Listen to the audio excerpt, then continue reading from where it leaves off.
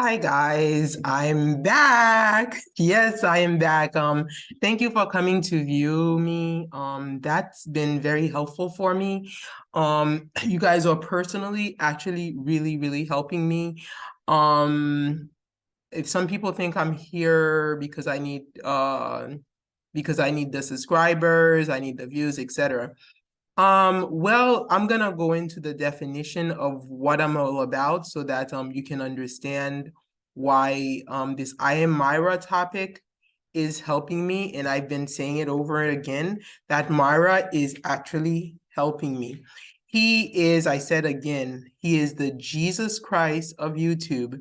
He is a young African man from Kenya who is the age of Christ, lives with a stepfather, firstborn son. I mean, the Jesus story. And he is bringing Lama to the people of Kenya and to those around him and those who watch him, to his viewers. He is bringing the fish for those who are hungry. He is working miracles when it comes to the idea of financial support for many Kenyans. And believe it or not, I don't know how many people have considered this because this is what I'm considering social support. Um, so he is so he is healing us in many social areas. And this is why it is important to attack some of his flaws that we discover. Why? Because the flaws that I have discovered in Mara is actually the key to my removing slave chains that have been placed on me since perhaps the age of 6 when I first moved into the US, or just before I moved to the US from Haiti. When I was a little kid in Haiti, I was free. I mean, I just remember like literally running in planes and, being just feeling the freedom of existing, the freedom of being, that you have, some people have all their lives. Me, I had it for a short period of my life, which is until 6. And then when I came here, it's like that was all gone. All my freedoms were gone. My time was no longer mine. It belonged to, I guess, whoever was my parent or guardian. And so Myra is helping me open up a can of worms of what's going on with Black people here in America. And his being here, one of the things you might notice is that his channel hasn't moved. And so when his channel wasn't moving, he decided, you know what, it is all these people who are negatively publicizing about me who are causing my channel not to move. And this is, I think, why he attacked Modeste and everybody else. And some people came on my channel, etc. So why isn't Mara moving? Mara will move eventually. But in the meantime, Mara's stagnation happens to be the miracle that is right now breaking slave codes for people like myself. Okay, so let it be. Myra has potential. He will be able to be fine, and he's in good hands. I noticed, Ivan is gonna take care of him as a good friend, and Ivan will help guide him so that he will be able to maneuver himself and find his direction. My desire is for him to get some respect for us Black people by working. Some people have issues on working. Believe me, if Myra wants to work, he will find a way to work, and it will be legal. It will be 100% legal. um in the US, some people think, oh, there are not that many opportunities. If he had the opportunity to get a visa, and this is like, and he's traveled not once, several times here, okay, he will be given the opportunity to work if he wants to work. He will find a way. When you have a desire for something, you will ask questions, and eventually it will lead you to the answer that you are looking for. But if you don't have the desire, you're not going to ask questions. Apparently, right now, Myra's desire is about dating, and that's what he's been talking about. He hasn't been talking about, oh, guys, how do I find work so that I don't have to be begging on YouTube so that Modesta doesn't come after me? No, he's not asking anybody that, so nobody's answering such a question. Everybody is talking about dating. So since he is on the subject of dating, it is something about social behavior. So this very interesting topic is what I want to address right here. And how is he freeing slaves in America? Yes, there are slaves in America. We don't have chains and shackles on us. And a lot of people, because the slave system is so strong here, okay?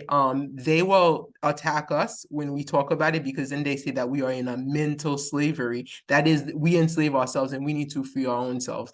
Well, my dears, those of you who are saying that I need to free my own self, I am freeing myself right now. I have found my Jesus, my little young Jesus, who I am using right now to free me, whether he likes it or not. I am the woman who has been hemorrhaging for 12 years, and now I'm touching the robe of Marwa, okay, to attacking the flaw that he comes with. And this is why the other way he is Jesus, because he is being crucified, right, for his flaws. And those flaws, by the way, that I am addressing are not like, yes, they are Mara's flaws, but they are not solely Mara's flaws. They are the flaws of the system.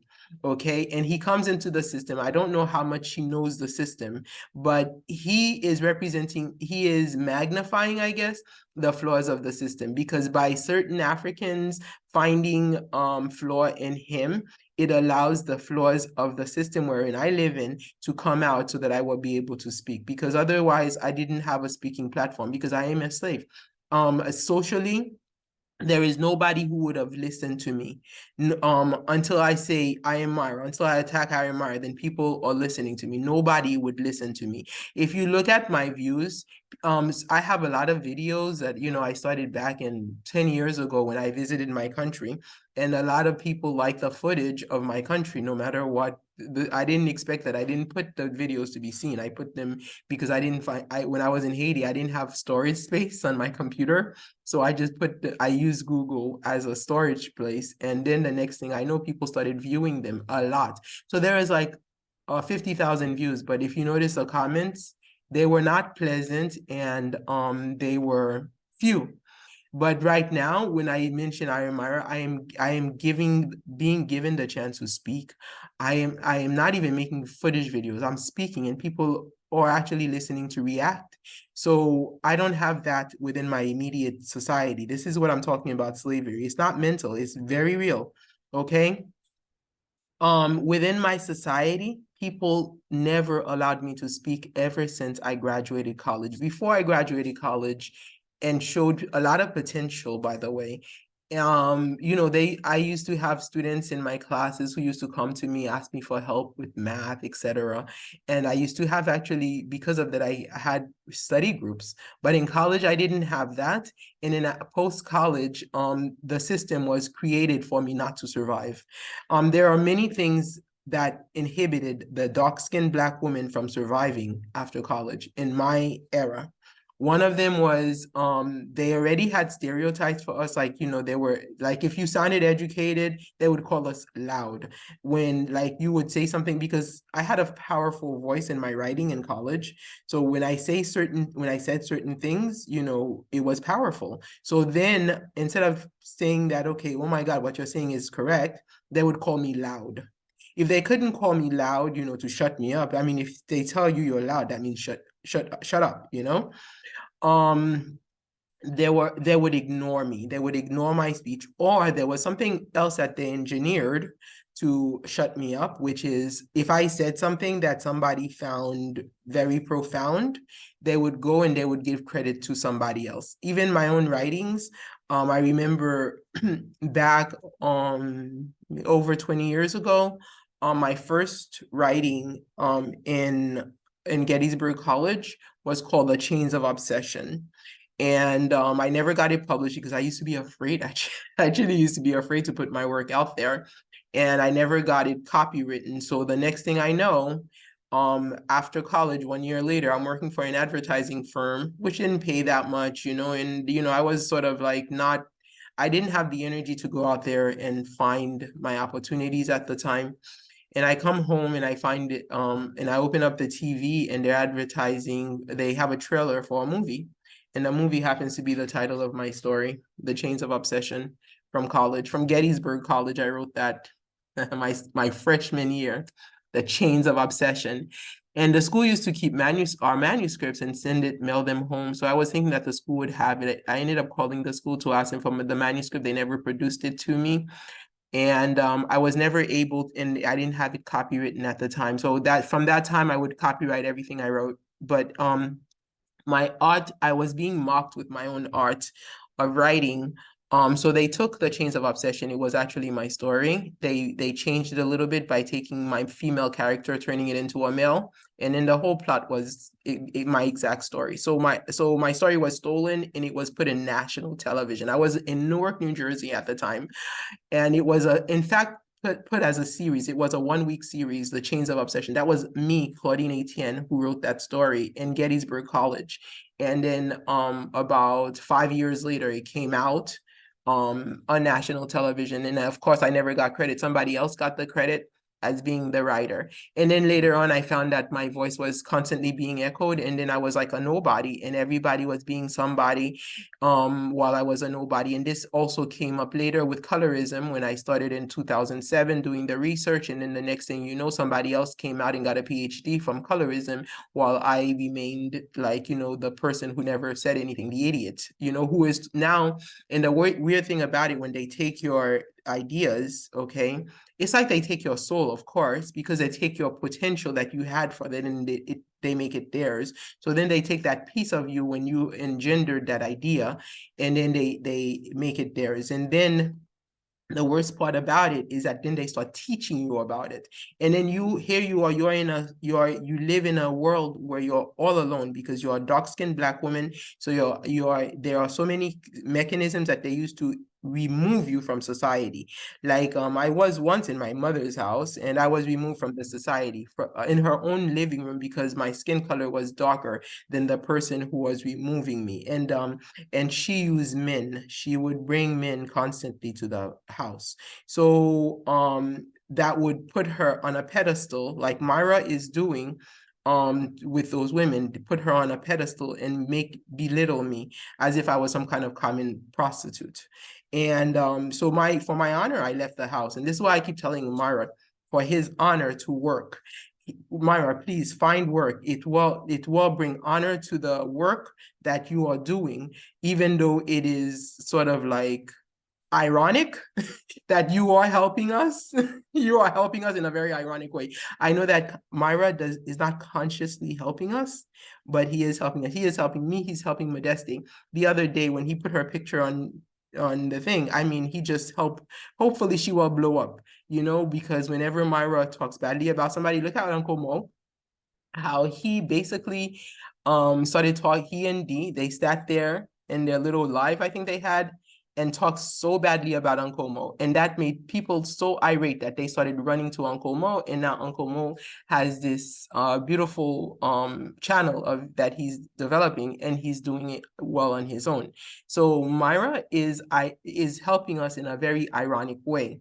All right, so he is helping to free the dark-skinned Black women in the United States, very ironically. So here we have so let's see. So me, I was like stuck. I could not speak, and again, you could see it in my videos.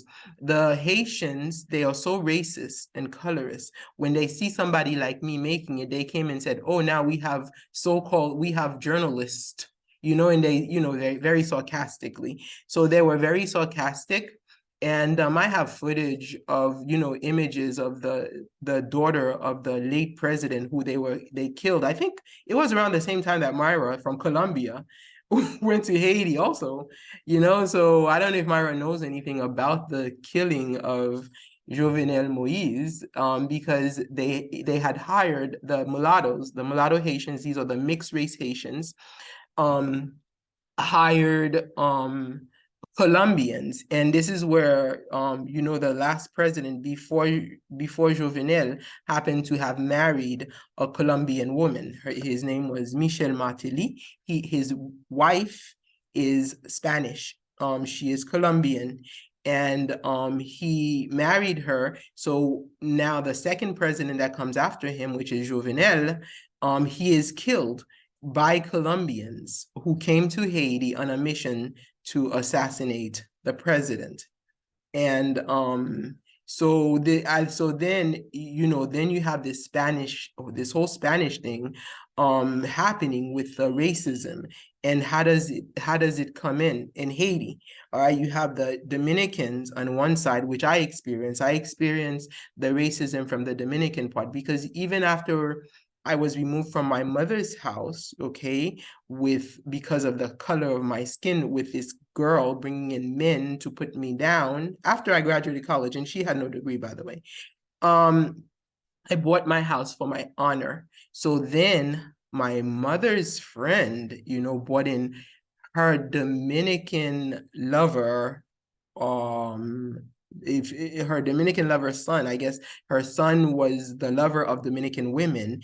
And he pretended to be suffering in the Dominican Republic from racism against Haitians. And I thought it was weird, because I know that mulatto Haitians are very racist, and you could see it in our whole history, because they are very small in like quantity in Haiti, but they hold a lot of power based on a color system, that is based on skin color. So it's an apartheid type of system where the dark skins are excluded, and it's like a caste system where the dark skins must stay at the bottom as the mulattoes rise. So if you are a dark skinned man in Haiti and you gain political power, you will see that every single one of them were married to mulattoes. Why? Because those mulatto women kept them up on the social ladder. Okay, so then Jovenel, who came to destroy it, they hired Colombians to come into Haiti, into his house, and kill him. So it's a very strong racist thing that Haiti is endearing, because we are one of the darkest people with the biggest renown as being the first Black colony to have won our independence. Okay, so the racism they must keep. So the Spanish people has this thing that in all the colleges they have a club, and the club is called Power. Poder. I know Myra knows poder means power. So that power is what I saw being exercised in Haiti, the Spanish power against the Blacks, the little innocent Blacks who are just happy to be free in Haiti, because we are constantly being forced to be slaves, and we are constantly being brought to the Dominican Republic to be slave. I had a light-skinned mulatto descendant Haitian man come to pretend as if I was helping him gain his freedom so that he could take mine. And the next thing I know, okay, and this happened 20 years ago, by the way, so it's been going on. And I can tell you how they use triangle systems, okay, to keep us enslaved. Okay, so the next thing I know is that I was actually not helping my fellow Haitian. I was actually helping a Dominican woman, and not one, but I was helping several of them, okay, gain their dignity through my own dignity. Okay, because what ended up happening is that my attributes were being given to Dominican women for their honor, as they scorned me for being a dark-skinned woman who did not deserve that. Okay, so Dominican women right now, okay, are enjoying, okay, the dignity that I worked hard in school for. And it was so interesting because I was a scholar in high school, and therefore I got a full scholarship at Gettysburg, which is a very expensive school. I think today it costs maybe $60,000 a year to go to Gettysburg College, and I had a free ride in Gettysburg College. All right. So, but who is enjoying this right now? Not me. I am struggling. In fact, my careers right now are basically equivalent to those people who just went to like a 2-year school. And that's how I'm making it, by going to a 2-year school later on after Gettysburg College. So, but in the meantime, who's enjoying the honor are Dominican women. Okay, because even like my helping when I helped like a Haitian person, what ended up happening was that the man, of course, was social engineering a triangle where he had his connection where when he wanted to make me a nobody because I am a dark-skinned Black woman who is a nobody, okay? So he tried to use romanticism. I ended up in the hospital because I knew the guy didn't like me. And like they planned with my whole family trying to make it look like I was the one who was playing hard to get, you know? And then the worst thing is, the worst part about it is they use academics. Because for me, like, one of the highest things you could achieve is like a medical degree, which I had the potential to. Even my high school counselor always told me to go there. I just didn't take that direct path I was trying to go around, but I was still very academic. And for me, the Haitian comes up with something that everybody admires and put at the pedestal of the academics medical degree, which for somebody who lives by themselves, for somebody who has no friends, who is not socially privileged, okay, to be suddenly they attack that academic, because my academic was my only way out. So then they attacked my academics with medical degrees. So then all of a sudden they were going to medical school. So I thought, oh, well, that's something that's very respectable. Well, that medical school turned out that this guy had like a legion of light-skinned and Dominican women that he was supporting to socially and very likely economically, to become medical doctors so that they can keep us Blacks underneath. You see, so that when they finish using you, and all of a sudden the people who helped him was not me. I never helped this guy. I was just a dark-skinned Black woman who was supposed to be their slave. So therefore I became the chauffeur while I didn't know about what was going on. While I was actually I was using the situation, just like I'm using this situation right now. I was using the situation because I was already in the dilemma. Okay, so I was using the situation to discover what was going on with my community. So one of the things that I discovered was that, like, my mother, she's sort of mixed. I don't know if she has Dominican in her. I don't really care because I am 100% Haitian. My father is a dark-skinned Haitian woman whose ancestral image, I'm sorry, Haitian man, okay, whose ancestral lineage is directly from Africa. I believe I'm East African because my DNA is like Mediterranean. Okay. So I don't know if that's maternal or paternal, but nonetheless, I believe it's paternal, for many reasons. So she has a lot of power because my father, again, his generation, they were marrying a lot of light-skinned women. So she was considered as the gris-mel, the light-skinned woman. So she was of higher class, and therefore she is treated at a higher class and with better treatment, social treatment, than I've ever been treated. So I am like the enslaved little dark-skinned woman. And she was, of course, being of that class, welcomed by this Dominican derived leader, if you will. And I was trying to figure it out, like, why do things happen well for people who listen to my mother, and horrible, like, why am I following this code of destruction even despite all my effort?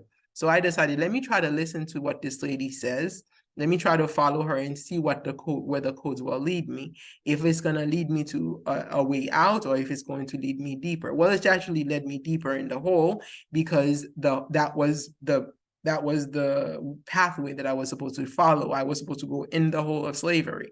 So, and then of course, the people with honor, because one of the ways that they enslave us is through marriage.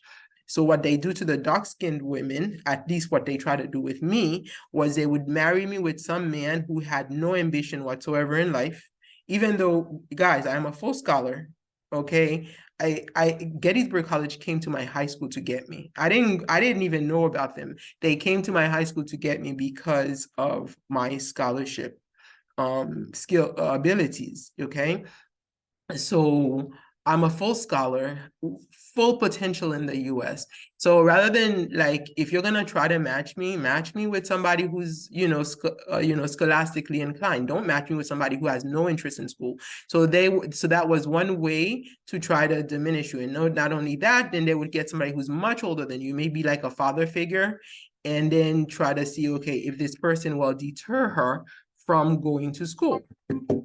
So basically that was so of course, I saw through the system. So I said, I'm not going that way. I continued focused on school, but they also had plans. What would happen when I come out of school? I mean, I could go to graduate school, but to tell you the truth, if you've ever been in my shoe, you might know after 4 years or 5 years of schooling, it's sort of some difficult if you have lived in a socially isolated situation and you have plans, social plans, family plans for your life, and you don't see them happening. And you also when you're in school, you are financially limited. So you need to, for me, I needed to work. I needed to stop just putting my brain on things, on ideas that I wasn't applying. I needed to apply what I was learning. So this is where they trapped me. In my efforts to apply what I was learning, it became difficult to find work because I didn't study the sciences, because I avoided them, because that was the other trap. They were trying to trap me into being a nurse, which has a lot of traps in it, but I'm not going to go over that. I mean, because most people are reaping the rewards, but there are a lot of traps in nursing that certain people who are in my shoe could have experienced. So in America, they teach you could be all that you want to be. So I didn't want to be a nurse. A doctor, I would not mind, but I didn't want to spend so many consecutive years in school and never being able to experience what I'm learning. I wanted to be able to be hands-on. So I wanted to work right away after college. So anyway, I studied what I wanted to, English and math, and I found it very difficult to find work. And then when I eventually did find work, and I'm still in this job, which is steady. Okay, it didn't pay much. The salary was limited. While salaries were like skyrocketing in other parts of the country, here I was limited financially, so it's like I can't really move out of my house because of tax reasons and things like that. So I'm sort of like stuck with what my first purchase, because of rising prices in housing and things like that. And so you're stuck. You're stuck financially in a certain position, and then you are stuck socially because the society doesn't want you around them. And then when it comes to freedom of speech, I don't have it. And I teach, and even in teaching, I spent 20 years of struggling where I could not, like, the students were not listening. And it's like, hello, I went to school to teach you what I'm teaching, but they were not listening. And I had to struggle. So I had to find means of presenting my lesson without having to talk so much because I did not have the freedom of speech. I didn't have it in the job, and I did not have it in society. I didn't have any social environment to say that I was comfortable to be me.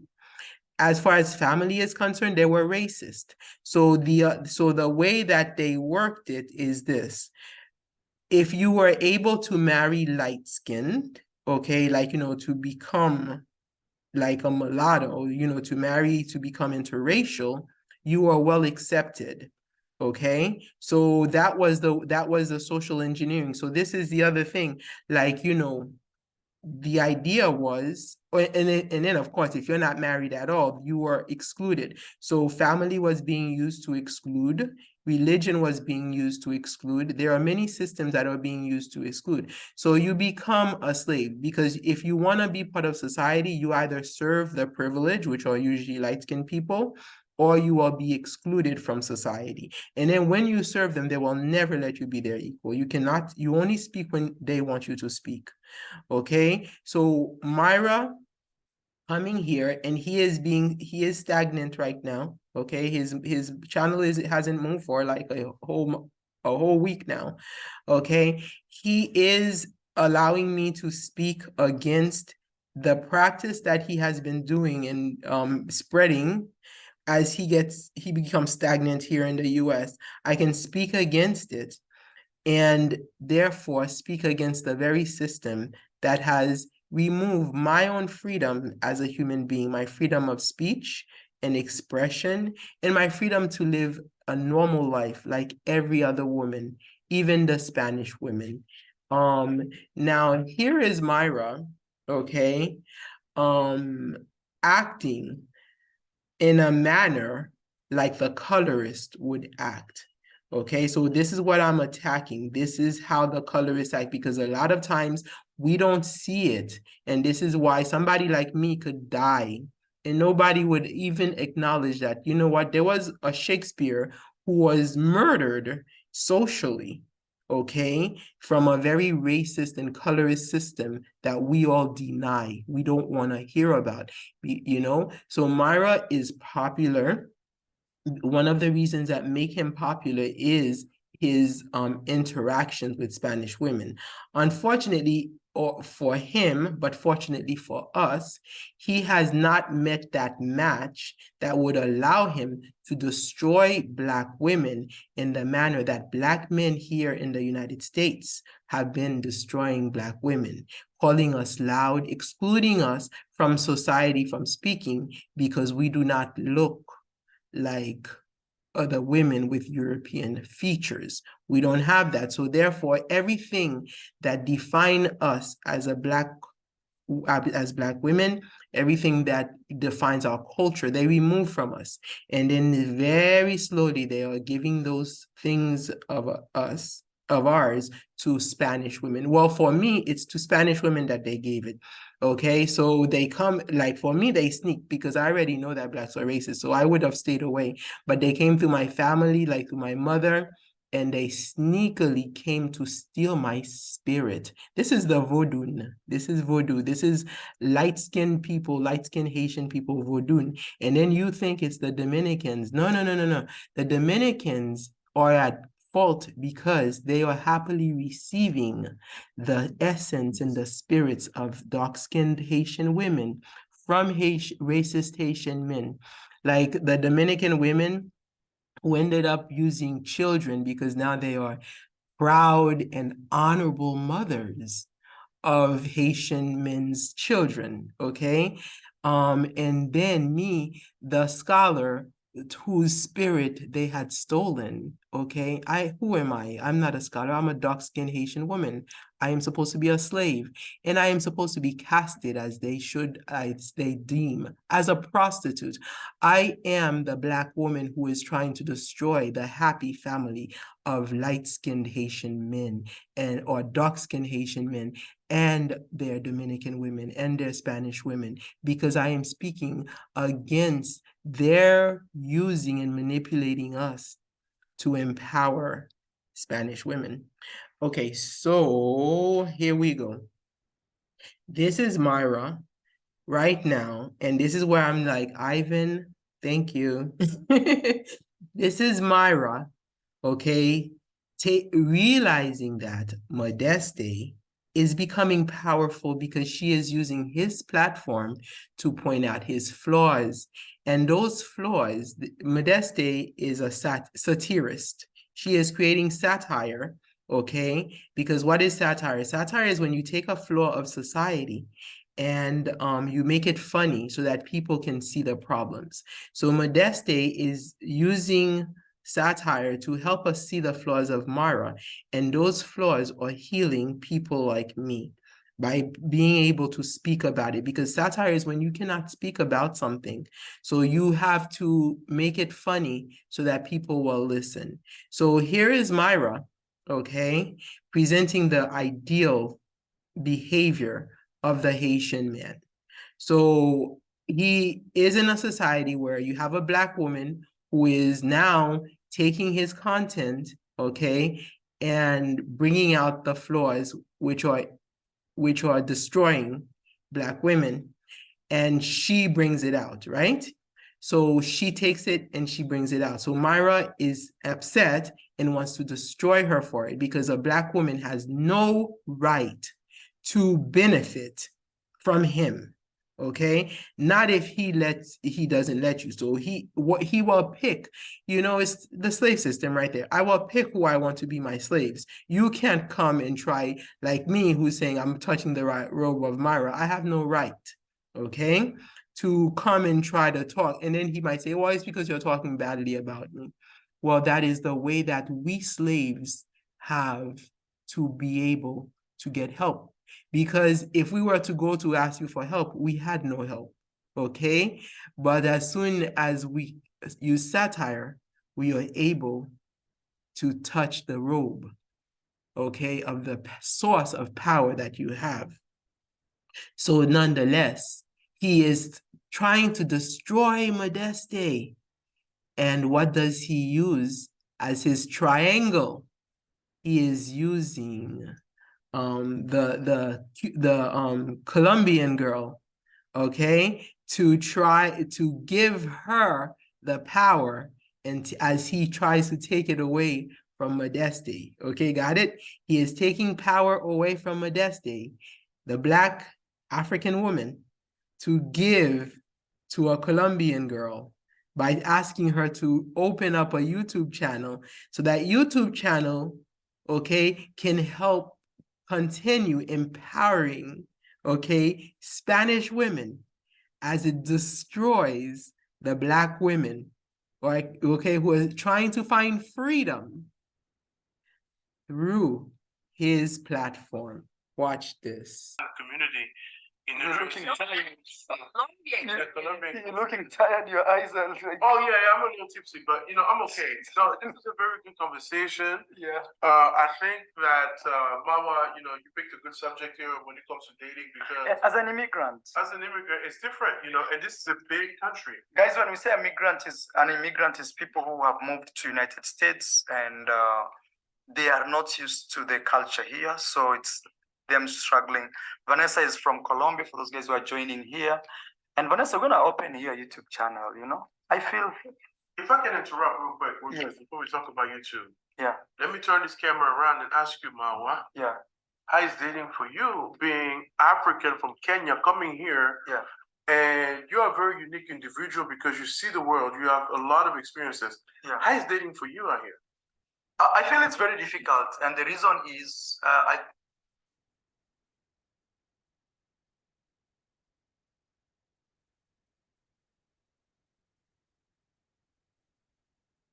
So you guys heard it. That was Myra, okay? While he is asking all of his viewers to go and attack Modeste, and all of the African people who are talking against him, he is offering Vanessa, a Colombian woman, to help her open up a YouTube channel. So that is the way the triangles are created. Okay, they take your identity and then they give it to the Spanish or the light-skinned women. Okay, sometimes they give it to the white women, but most of the time we find them giving it to the mulatto. Okay, and this is what's happening in Haiti, and this is also happening in America. Okay, how is it happening in America? Look at the wives of all of the men who become stars and become millionaires. Look at what women they marry. They're all either white or light-skinned, because we dark-skinned women are their slaves. We are their Aunt Jemimas, and they will take what dignities we have and they will give it to those women. And then of course, then they classify like, oh, why a woman doesn't have a man per se. And then they would have all these classifications, and they are gearing towards us as they destroy us as female. They are destroying our femininity, okay, so that they can apply those femininity to women who have European in them. And that's what I wanted to show. I wanted to show you one example that Myra is doing right now. It was yesterday that he put up this video.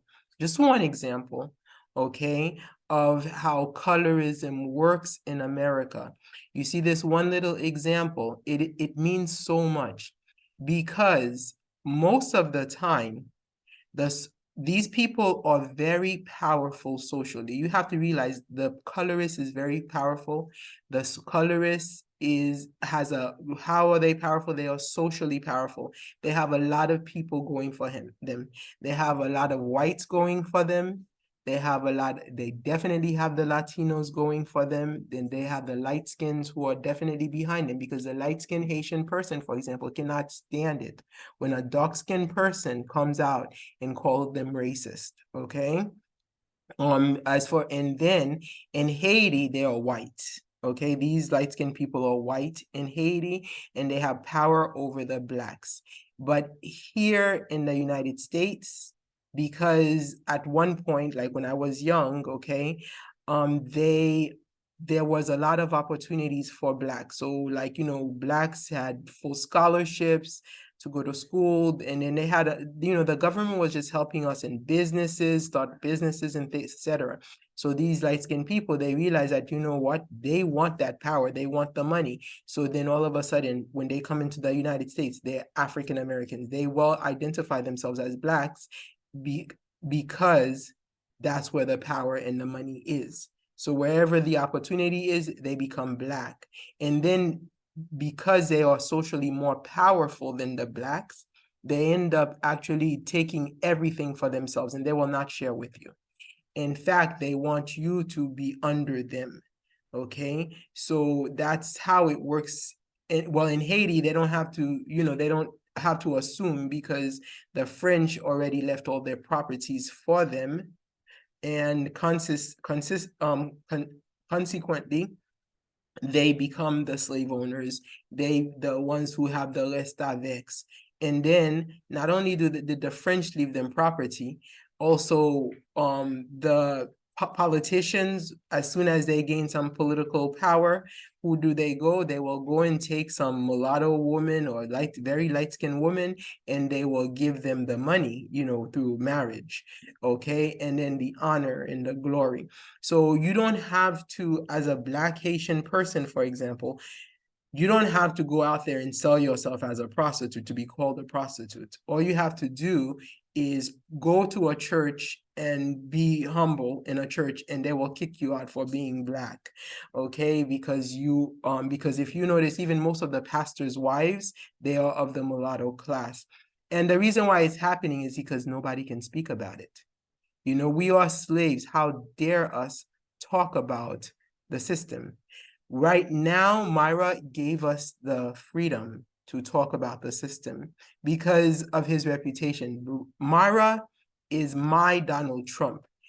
Everything he says, he has people, by the way, he has people who, as I said, blindly support him. They support him. I don't really get it. Maybe some of them, he gave them money or whatever, so they're supporting him.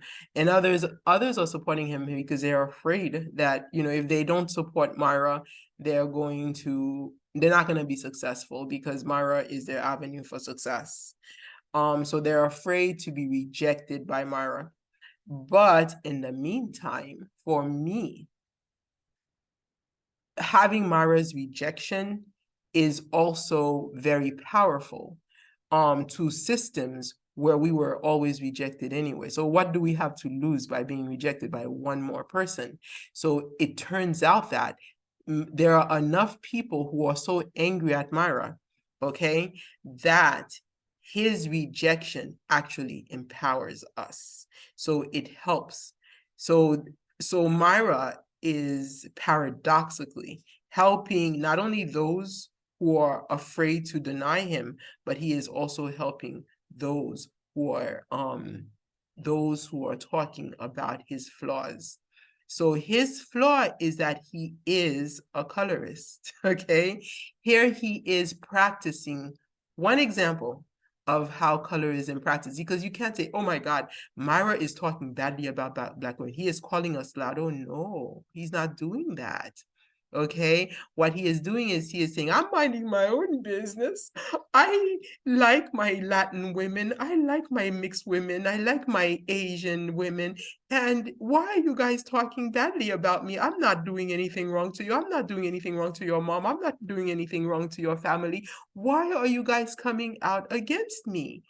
And that's the perfect. So this is my life, you know, this is my personal life that, you know, why are you attacking me? But the irony is that he has it out in public YouTube.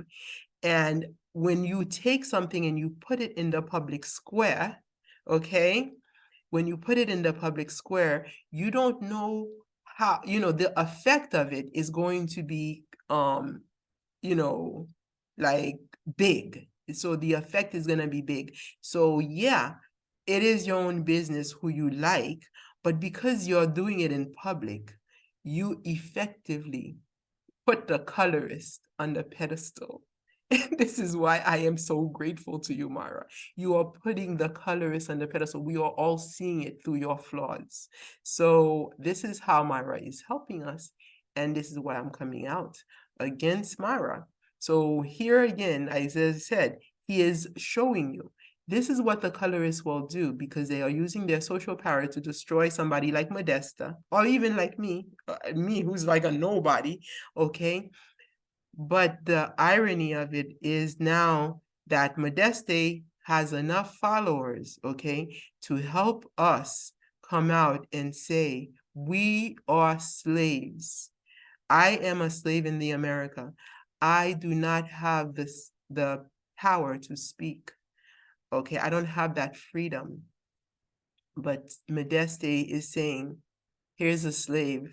Modeste, you are the woman who freed us slaves, Harriet Tubman. You are my Harriet Tubman, okay? Because you are saying, here's an avenue. Here is I am Myra. Here is the road. Myra, by the way, is now in a union state. And this is why it's so difficult for him to find dating and to find seed to nurture his colorism. He is in a union state. When he comes down to Florida, which is a Confederate state, this was the state that fought against us. I went to Gettysburg College for a purpose.